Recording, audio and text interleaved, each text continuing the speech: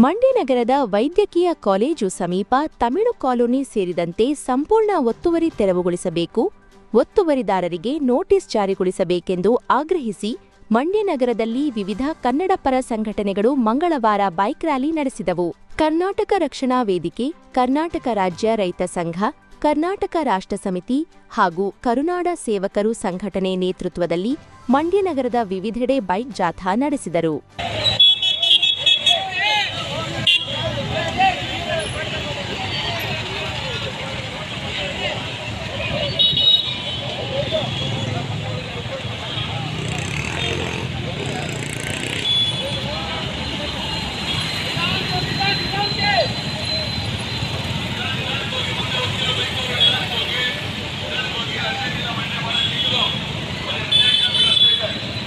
ಎಂಟುನೂರು ಹಾಸಿಗೆಗಳ ಈ ಆಸ್ಪತ್ರೆಗೆ ಒಳರೋಗಿಗಳು ಮಾತ್ರವಲ್ಲದೆ ಪ್ರತಿನಿತ್ಯ 3,000ಕ್ಕೂ ಅಧಿಕ ಹೊರರೋಗಿಗಳು ಚಿಕಿತ್ಸೆ ಪಡೆಯುತ್ತಾರೆ.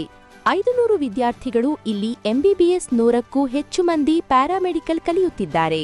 ಹಲವು ಕೊರತೆಗಳ ನಡುವೆ ಮಂಡ್ಯ ಮೆಡಿಕಲ್ ಕಾಲೇಜು ಆಸ್ಪತ್ರೆ ಮಂಡ್ಯದ ಪ್ರಮುಖ ಸರ್ಕಾರಿ ಆಸ್ಪತ್ರೆಯಾಗಿದೆ. ಮಂಡ್ಯ ಮೆಡಿಕಲ್ ಕಾಲೇಜು ಆಸ್ಪತ್ರೆಯಲ್ಲಿ ಹೃದ್ರೋಗ ಆಸ್ಪತ್ರೆ, ಅಪಘಾತದಲ್ಲಿ ಗಾಯಗೊಂಡವರಿಗೆ ತಕ್ಷಣದ ಚಿಕಿತ್ಸೆ ಒದಗಿಸಲು ಟ್ರಾಮಾ ಕೇರ್ ಮಲ್ಟಿ ಸ್ಪೆಷಾಲಿಟಿ ಆಸ್ಪತ್ರೆಗಳು ನಿರ್ಮಾಣವಾಗಬೇಕಿದೆ. ಆದ್ದರಿಂದ ಜಾಗದ ಅವಶ್ಯಕತೆ ಇದ್ದು ಎಲ್ಲ ಒತ್ತುವರಿಯನ್ನು ತೆರವು ಮಾಡಬೇಕೆಂದು ಒತ್ತಾಯಿಸಿದರು.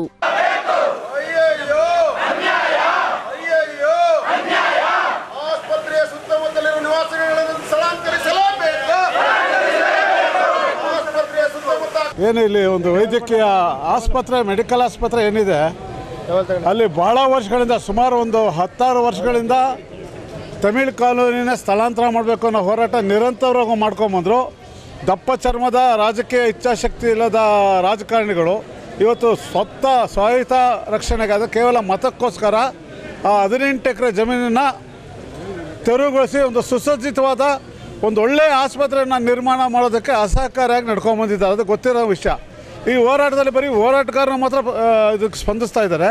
ಇದು ಇಡೀ ಮಂಡ್ಯದ ಎಲ್ಲ ಜನರ ಪ್ರಾತಿನಿಧಿಕ ವಿಷಯ. ಇದು ಈ ಒಂದು ಒಳ್ಳೆಯ ಆಸ್ಪತ್ರೆ ಬೇಡಿಕೆಗೆ ಎಲ್ಲರೂ ಬೆಂಬಲ ಕೊಟ್ಟಿದ್ದಾದರೆ ಇಡೀ ಮಂಡ್ಯ ಜನತೆಗೆ ಮತ್ತು ಸುತ್ತಮುತ್ತಿರ್ತಕ್ಕಂಥ ಜಿಲ್ಲೆಗೆ ಒಂದು ಸುಸಜ್ಜಿತವಾದಂಥ ಆಸ್ಪತ್ರೆ ನಿರ್ಮಾಣ ಆಗೋದಕ್ಕೆ ಕಾರಣವಾಗುತ್ತೆ. ಇದನ್ನು ಜಿಲ್ಲಾಡಳಿತ ಕೂಡಲೇ ಎಚ್ಚೆತ್ತುಕೊಂಡು, ಕೋರ್ಟ್ಗೆ ಆದೇಶಗಳು ಏನಿದೆಯೋ ಗೊತ್ತಿಲ್ಲ, ಕೂಡಲೇ ತಮಿಳು ಕಾಲೋನಿನ ತೆರವುಗೊಳಿಸಿ ಅದು ಒಳ್ಳೆಯ ಆಸ್ಪತ್ರೆಗೆ ಅನೇಕ ವ್ಯವಸ್ಥೆಗಳು ಮಾಡುವಂಥ ಅವಕಾಶನ ಕಲ್ಪಿಸಿಕೊಡ್ಬೇಕು ಅನ್ನೋ ಒತ್ತಾಯವನ್ನು ಹೋರಾಟಗಾರರು ಇವತ್ತು ಹಾಕ್ತಾ ಇದ್ದೀವಿ. ಸ್ವತಂತ್ರ ಪೂರ್ವದಲ್ಲಿ ಮಂಡ್ಯ ಜಿಲ್ಲಾಸ್ಪತ್ರೆಗೆ 40 ಎಕರೆ ಭೂ ಸ್ವಾಧೀನವಾಗಿದ್ದರೂ ಅದರಲ್ಲಿ 26 ಎಕರೆ ಮಾತ್ರ ಅದರ ಸ್ವಾಧೀನದಲ್ಲಿದೆ. ಮೆಡಿಕಲ್ ಕಾಲೇಜಿಗೆ ಹೊಂದಿಕೊಂಡ ಇನ್ನುಳಿದ 14 ಎಕರೆಯಲ್ಲಿ ತಮಿಳು ಕಾಲೋನಿ ವಾಸಿಗಳು ಹಾಗೂ ಕೆಲ ಬಲಾಢ್ಯರು ಮೆಡಿಕಲ್ ಕಾಲೇಜು ಜಾಗವನ್ನು ಆಕ್ರಮಿಸಿಕೊಂಡಿದ್ದಾರೆ ಎಂದು ದೂರಿದರು. ಏನು ಮಂಡ್ಯ ಮೆಡಿಕಲ್ ಕಾಲೇಜಿಗೆ ಸೇರಿರತಕ್ಕಂಥ 18 ಎಕರೆ ಭೂಮಿಯನ್ನು ಇವತ್ತು ಖಾಸಗಿ ವ್ಯಕ್ತಿಗಳು ಮತ್ತು ತಮಿಳು ಕಾಲೋನಿ ನಿವಾಸಿಗಳು ಪಟ್ಟಭದ್ರ ಸೇರ್ಕೊಂಡು ಇವತ್ತು ತಮ್ಮ ವಶಕ್ಕೆ ತಗೊಂಡಿದ್ದಾರೆ.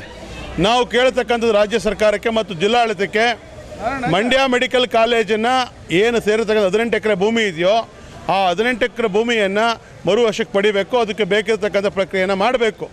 ನಮ್ಮ ಜಿಲ್ಲೆಯ ಉಸ್ತುವಾರಿ ಸಚಿವರಾಗಿರುವಂಥ ಚಲುವಾಯಿಸ್ವಾಮಿಯವರು, ಶಾಸಕರಾದಂಥ ಗಣಿಗಾರ ರವಿಕುಮಾರ್ ಮತ್ತು ಜಿಲ್ಲಾಧಿಕಾರಿಗಳು ನಿಮ್ಮ ರಾಜಕೀಯ ಇಚ್ಛಾಶಕ್ತಿಯನ್ನು ಪ್ರದರ್ಶನ ಮಾಡಿ ಈ ಜಿಲ್ಲೆಯ 30 ಲಕ್ಷ ಜನರ ಆರೋಗ್ಯದ ವಿಚಾರ ನಿಮಗೆ ಮುಖ್ಯ ಆಗಬೇಕೇ ಹೊರತು ಕೇವಲ 500,000 ಮತಗಳಿಗೋಸ್ಕರ ನೀವು ಈ ಜಿಲ್ಲೆಯ ಜನರ ಹಿತಾಸಕ್ತಿಯನ್ನು ಬಲಿ ಕೊಡೋದಾದರೆ, ನಾವು ಇವತ್ತು ಕನ್ನಡ ಪರ ಸಂಘಟನೆಗಳು ನಗರದಲ್ಲಿ ಒಂದು ಏನು ಬೈಕ್ ಜಾತ್ರೆ ಮೂಲಕ ಜಾಗೃತಿಯನ್ನು ಮೂಡಿಸಿದ್ದೀವೋ, ನಾವು ಎಚ್ಚರಿಕೆಯನ್ನು ಕೊಡ್ತಿದ್ದೀವಿ.